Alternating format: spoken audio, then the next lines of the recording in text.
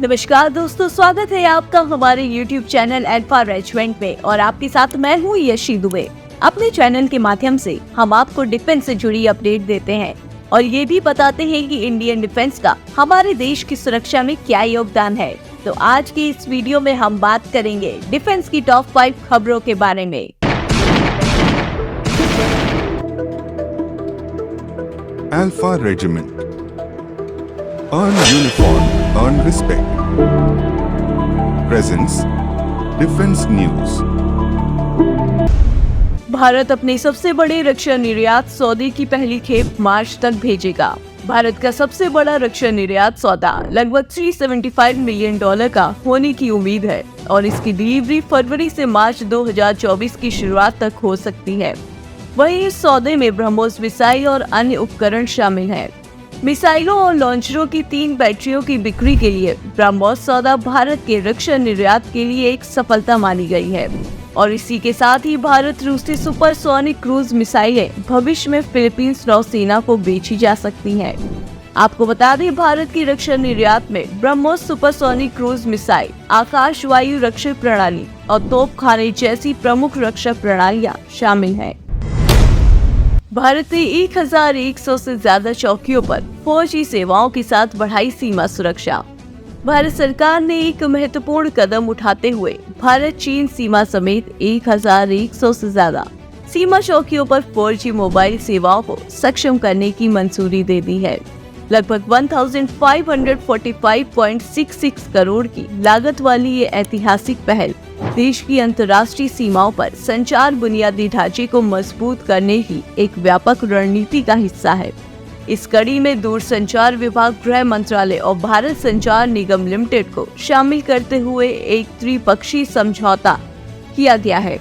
वहीं ऐसा माना जा रहा है कि इस सहयोग का लक्ष्य परियोजना को 6.5 साल के अंदर शुरू करना है।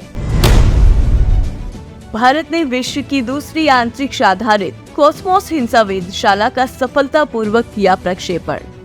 भारत ने दुनिया की दूसरी अंतरिक्ष आधारित वेधशाला को सफलतापूर्वक लॉन्च किया है। ये खराब होने वाली खगोलीय खिड़की के माध्यम से ब्रह्मांड में कुछ सबसे हिंसक वस्तुओं की जांच करेगी, जिसमें ब्लैक होल और न्यूट्रॉन स्टार नाम के मरे हुए सितारों के अवशेष भी शामिल हैं। आपको बता दें, इसरो ने ध्रुवीय उपग्रह प्रक्षेपण यान का इस्तेमाल करके पृथ्वी के चारों ओर 650 किलोमीटर की कक्षा में एक समर्पित वैज्ञानिक उपग्रह एक्स-रे पोलरिमीट्री सैटेलाइट लॉन्च किया है। दरअसल एक्सपोसैट को आकाशीय स्रोतों से एक्स-रे उत्सर्जन का अध्ययन करने के लिए ही डिजाइन किया गया है।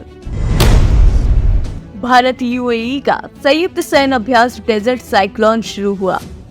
संयुक्त सैन्य अभ्यास डेजर्ट साइक्लोन 2024 का उद्घाटन 2 जनवरी को कर दिया गया है। ये भारत और संयुक्त अरब अमीरात के बीच रणनीतिक साझेदारी के लिए काफी फायदेमंद माना जा रहा है।